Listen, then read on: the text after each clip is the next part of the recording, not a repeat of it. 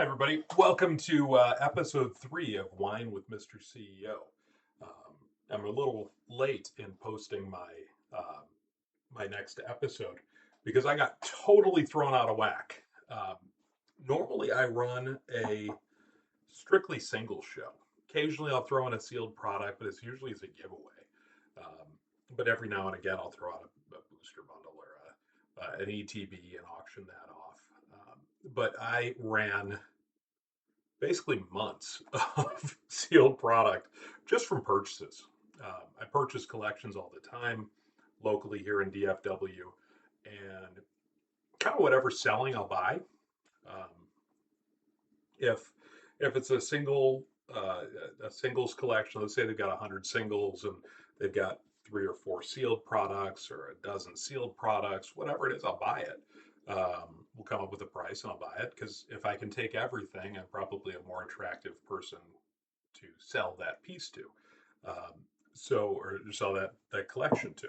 So I just take it in. And normally I'll take it to the local LGS, um, and they buy it from me. So I save up for a couple months, and I go and I drop them off there, and then I kind of get rid of that product basically for what I paid for it. If I'm buying sealed products, I tend to buy them between 70 and 80%, usually closer to 80. Um, and then I sell them at the LGS, and I get 80% back out of there. So it just kind of as a wash for me. I'm taking it in just to take it off a collector's hand when he's selling a collection.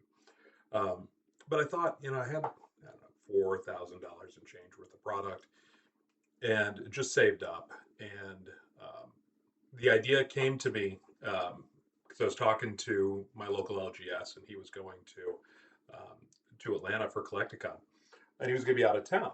I thought, I'd like to get rid of this stuff. I don't really need it. It was taking over my office.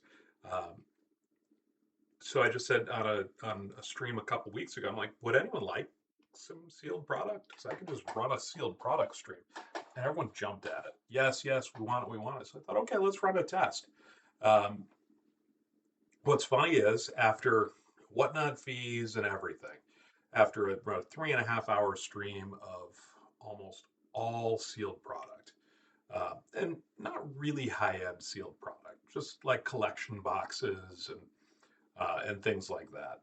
There were some ETBs and collection boxes and a booster box and just some stuff like that, but a lot of lower end product. Um, I literally, within $100 plus or minus, got what I would have gotten just walking it into my local game shop.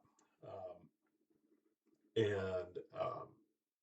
it took me 7 hours to pack it the day after, 7 hours, and then an hour at the post office to get it all scanned in. So not only take me 3.5 hours to sell, it took me 8 hours of work time to process it all and get it all out to my buyers for the same amount of money. Probably, when I say plus or minus, it was probably minus $100 or 50 to 100 of what I would have gotten walking into my LGS. Literally just packing up the car and walking in a door. Um, but I'm happy I did it, and I will do it again. Because listen, I love my local LGS, and they're great. They're great people. Um, but when I walk in a product, he buys it from me for 80%. It's a $100 product. He buys it off me for 80 bucks. And by the way, that's probably what I paid to get it, so it's just a wash. Uh, he turns around and sells it for 110 to 120 to some kid. Um, and listen, he's got rent, he's got employees. I don't have any of that, so I'm not against capitalism. So don't take this as I'm out to get the man. Listen, what I'm happy is that the people in my community that I have come to know and love, um, that their kids get to open that product and get to open it at 85% or whatever they paid less whatnot fees to get me right back to the same price. Um, that's super cool to me. And And that was worth the 8 hours of time looking for boxes, packing up everything. It was absolutely worth it to me. And that's why I'll do it again. And as long as it can be break even, roughly break even, I would rather these products go to you guys, uh, my my customers and friends at Lone Star Breaking on whatnot, um, than get sold to 100, 110 to 120% to locals where I live. Um, they're not hurting for product. I don't think I'm taking anything off the shelves there. That's not to say I wouldn't sell to them again, but it just the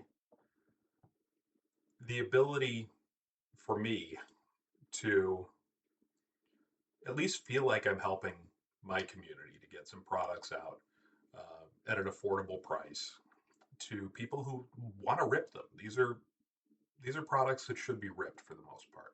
There were some things I'd keep sealed, and I told people on the stream, like I would keep this sealed, just throw it in the closet. It's a Charizard box or something.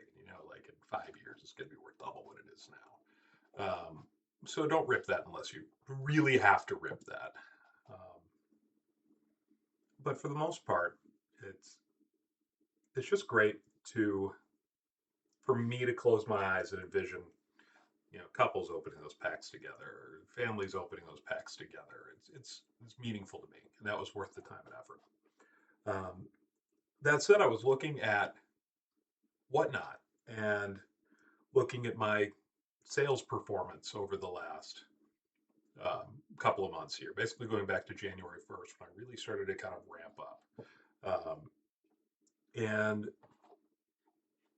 there are very, very few TCG based streams that have the kind of output that we've developed here quickly. Um, we are in the top 1% or so of whatnot at this stage for TCG, which I find amazing as a seller because it's just me. Like I'm just driving my car all over DFW, buying collections, selling some stuff that was in my PC, but mainly it's collection buying now at this stage, and then hunting things for you guys as you find them and need them. But I'm just buying, I'm taking in, and I'm selling to you guys. And am I making money? Maybe a little bit. I don't know. It's like, um, but I feel like I'm doing it the right way. I want to continue this and continue to do it the right way. There is a there is a separate tier within whatnot, and it's a premier shop. And as I look at that, um, you need to have $50,000 of sales over a quarter, um, over a 3 month stretch, to become a premier shop. And then you need to keep that. So every month you need to, looking back 3 months, you need to be over $50,000. So I don't know if that's something that I'll be able to maintain with, having a life and work and family obligations. It's a lot of work. But I look at it and I'm like, over these next few months, um, I can hit that number. We're at $23,000 and change since January 1st. And it's February 7th right now. I'm going to do another stream in about, I don't know, 50 minutes or so, 55 minutes. Jump on another stream. And so I'll be roughly halfway there after tonight. And it's getting to the point now where I can get that. And I think that'd be a cool accomplishment for this channel, for Lone Star Breaking on whatnot, um, to be able to hit that as a truly independent. We're not a card shop. We don't have distribution from anybody. Um, it's just me buying singles at a reasonable price and selling them to you at a reasonable price. The only people that make money here is whatnot. I'm happy to support whatnot. They're fine enough. Um, but you guys are getting product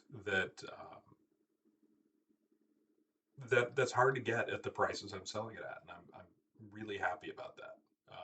That we're not that we're not jacking up prices, we're not talking anybody up. Um, so I'm proud of what we've accomplished, and now I've got a goal. I've got a goal. I want to get to $50,000 sold by the end of March. So don't be surprised if you see if I'm close. Uh, Jumping in and doing a couple of pop-up streams um, to increase those sales if we need to. Maybe I'll throw a couple of my own booster boxes in it just to juice those up a little bit. We'll see. But I've done it without a whole lot of marketing. Basically, so you can market on whatnot. I drop like $5 an hour on marketing. They say in order to see meaningful difference, you need to be at $25 an hour. I tried that early on. I never saw really anything out of it. So I just kind of honed in on the message, who I wanted to be, the difference I was trying to make, and then kind of honing in on the giveaways that I felt worked to draw crowds that would become buyers, that would see value in the cards that I was presenting, in the way that I was presenting them, and would feel comfortable buying from me. I spend more than I should on packaging, on bubble mailers, and get a little product shill to these guys, and shell mailers, which are just fantastic for 1-2 card orders. Um, they cost more, but they're better, and I think that they bring back people who buy. And I love the Gibby Goblins. Shoot, for $1 Korean pack and $1's worth of packaging and postage, they get to see somebody who cares about them and thought enough about that $1 Korean pack to stick it in a semi-rigid um, in a semi-rigid um, card holder, uh, tuck in a business card, and put it in a 20-cent mailer as opposed to a white envelope, and send it out the next day, just like everyone else's orders. That's meaningful to me. Um, it's an advertisement. That's what I use it as. And I think all those little things, they grow the brand. They um, will grow the community. And that's really all I care about. I don't need to make money on this. I don't care if I ever make money on this. This is my way of engaging with the hobby that I love, the hobby that my kids love, um, the resellers and the people in the hobby locally here in Dallas who I know and love and I like supporting.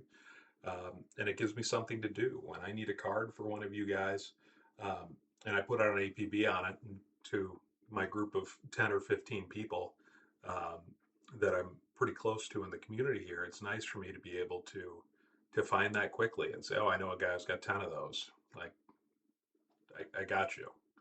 And I go and make a trade and I get the card. So that's nice. But those are the little things I think that's helping us to grow and helping us to potentially be a premier shop on whatnot um, here in the next couple of months. I really think that we can get there, and I'm going to be trying to get there. Um, and I thank you for all your support on Lone Star Breaking on whatnot. It really means a lot to me, and I'm glad that you guys are seeing some value in what it is we're doing. So to that, cheers to you guys. Um, I can't wait to see y'all again in about 45 minutes. Um, if you don't have anything to do, 8 p.m. Monday, the 9th of February, 8 p.m. Central. Check out Lone Star Breaking on whatnot. If you missed that stream or you're watching this in the future, typically Sundays and Wednesdays, 8 p.m. Have to do Monday this week because of a work trip. Mondays and Wednesdays, 8 p.m. Central, Lone Star Breaking. Come check us out. Look forward to seeing you there. Okay. Bye, everybody.